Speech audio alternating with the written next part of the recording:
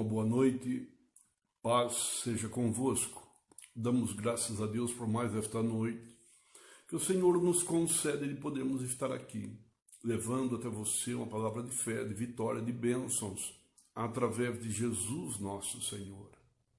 E eu quero deixar uma palavra para a sua meditação nesta noite.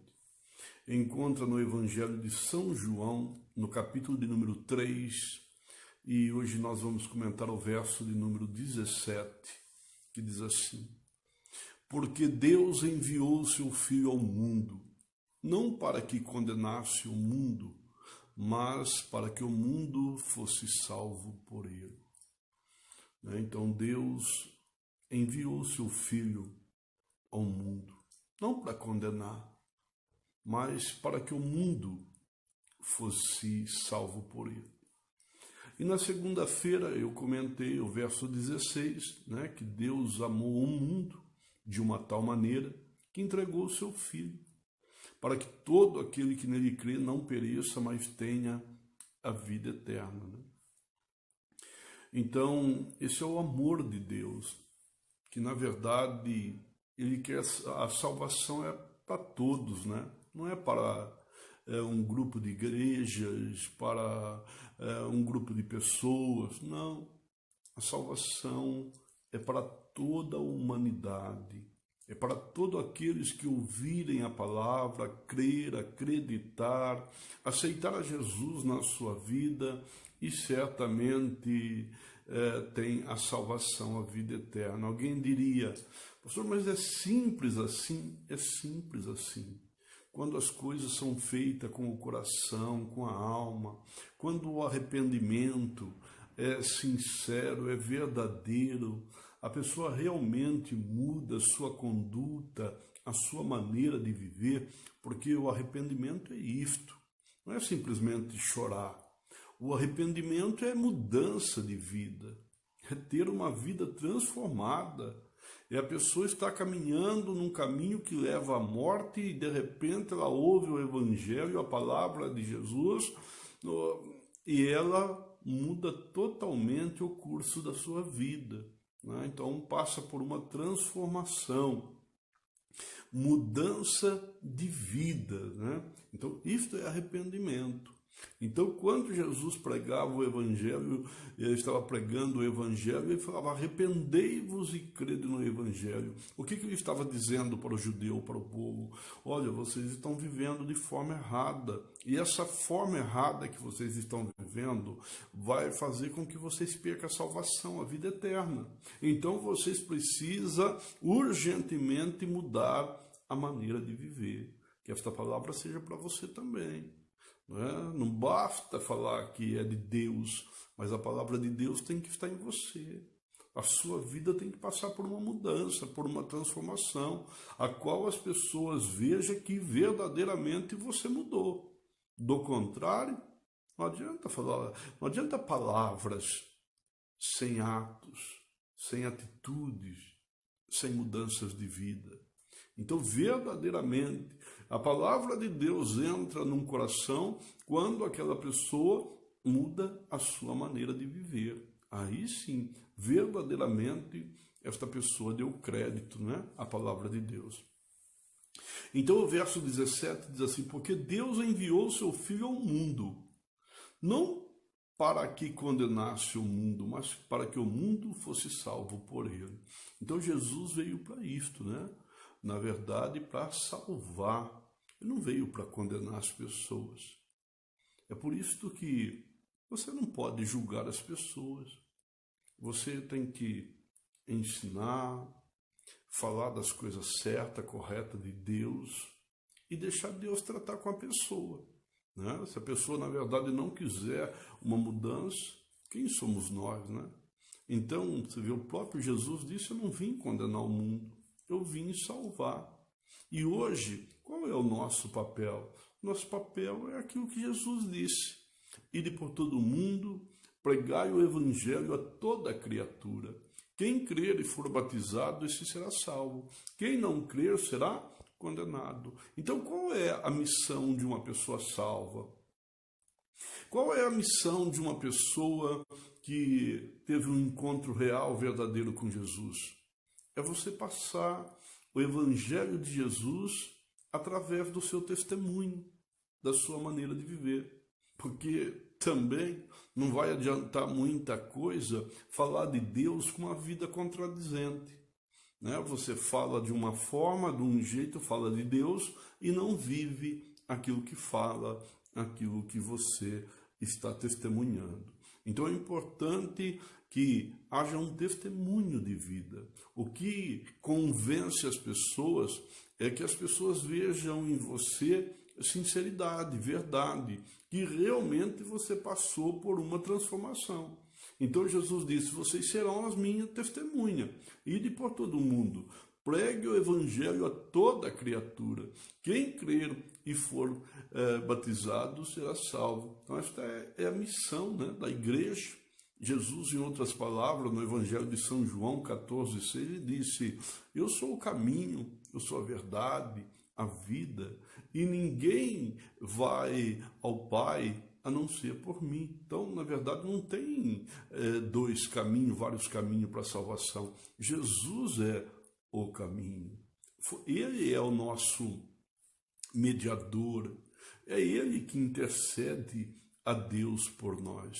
É por isso que ele foi crucificado. Os pés dele não ficou na terra e nem a sua cabeça no céu, mas ficou no meio, entre a terra e os céus, sendo mediador entre Deus e o homem. Então ele é o único, né, que pode interceder por você. E ele é o caminho, é a verdade, é a vida, né? Paulo, ele escreve aos Romanos, no capítulo 5, verso 8, e diz assim, que Deus demonstra o seu amor por nós.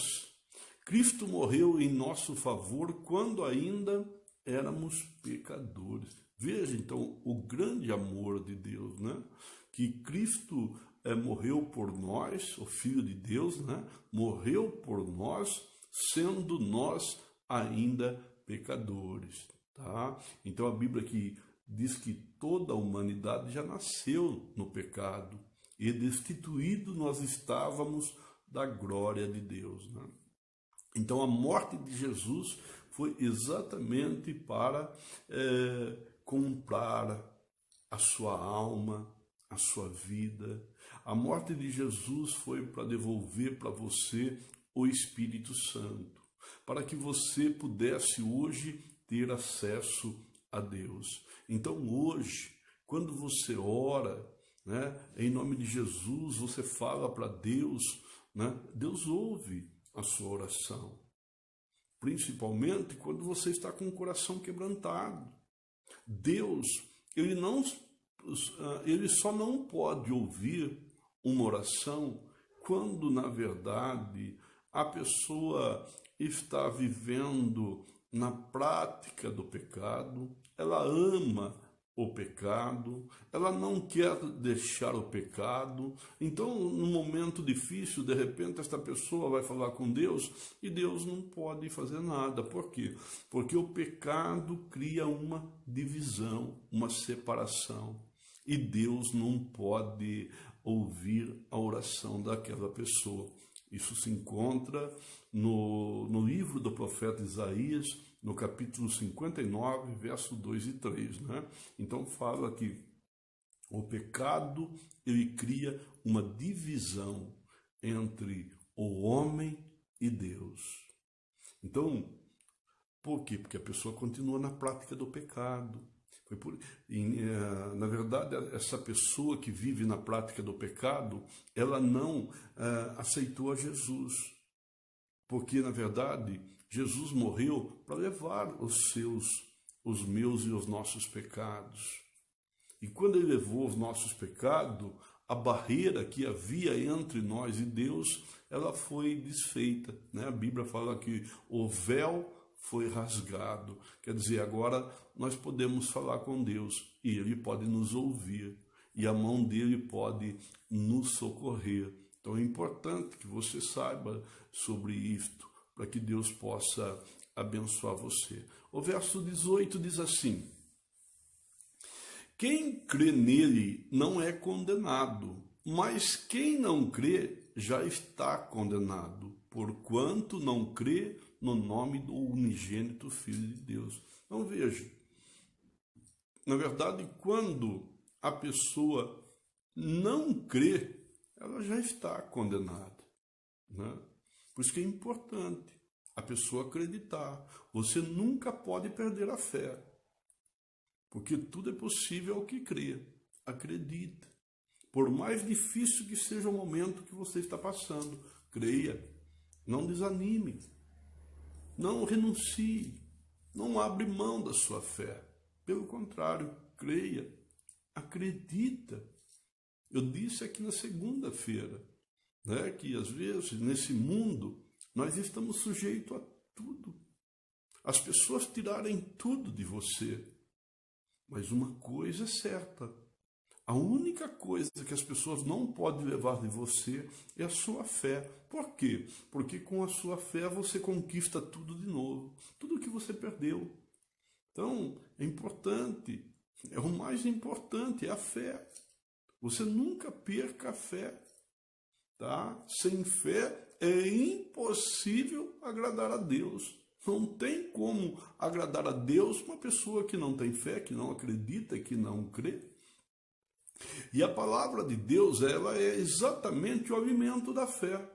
Quando você ouve a palavra de Deus, você fica mais forte, alimentado espiritualmente.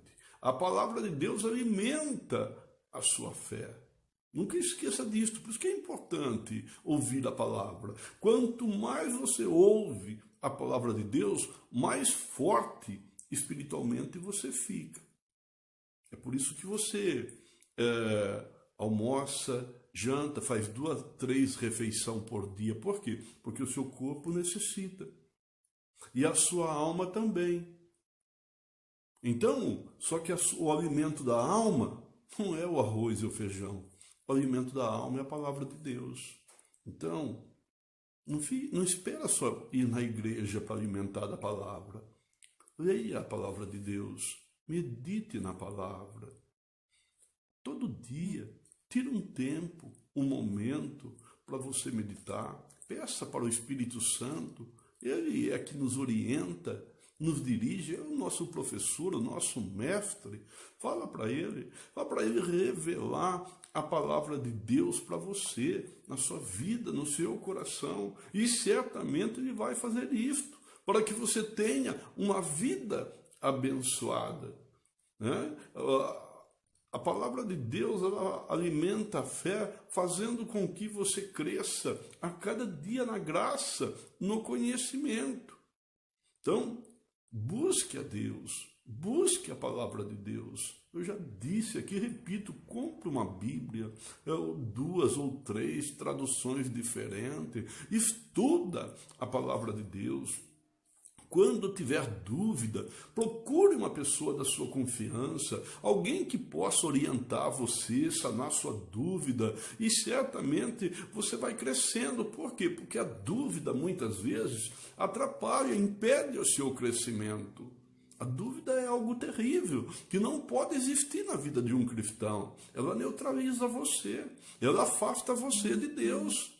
É por isso que Jesus disse, eu não pude fazer coisas maravilhosas, tremendas. Por quê? Por causa da incredulidade daquele povo, por causa da dúvida daquele povo. Aquele povo tinha dúvida. Os judeus não acreditavam piamente em Jesus. E isto fazia com que Jesus não pudesse operar da forma que ele queria. Ele queria fazer tantos milagres. Ele queria abrir o olho de tantos cegos, ele queria curar tantos leprosos, e foi tão pouco. Por quê? Porque as pessoas não criam. Numa multidão, Jesus curava 1 ou 2. Por quê? Porque as pessoas não acreditavam, porque as pessoas não criam. Tá? Então, e hoje não é diferente.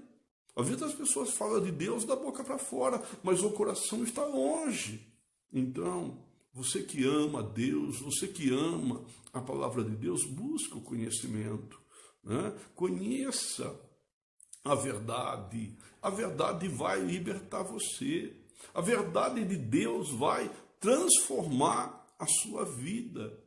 A verdade de Deus vai abrir os teus olhos para você poder enxergar. Olha o verso 19.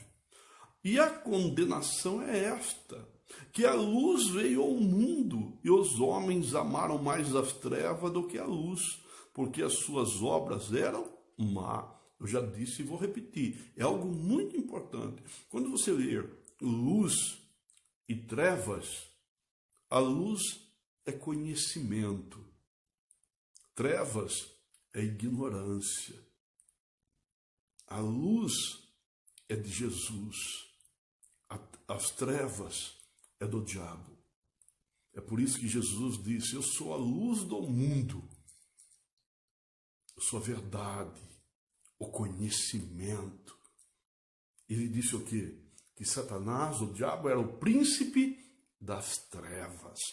Ele era ignorante, não praticava a verdade, nele não tinha verdade, que o diabo era o pai da mentira, a mentira sempre fez parte na vida do diabo.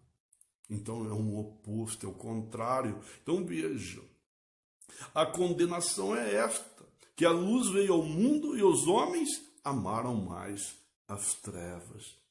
Às vezes as pessoas acham mais fácil, né? Ignorar a palavra de Deus, não buscar o conhecimento, não levar as coisas de Deus a sério. É por isso que Jesus disse que o caminho para os céus é estreito, a porta é apertada, e são poucos que passam por ela. Mas para o mundo, para as trevas, o caminho é largo, a porta é larga, e passa aos montes as pessoas caminhando para o inferno. Então, Jesus é a luz, e o povo rejeitaram a luz, o conhecimento. Então, ame a verdade de Deus, ame, cresça a cada dia na verdade, e Deus vai abençoar você. A verdade de Deus vai libertar você.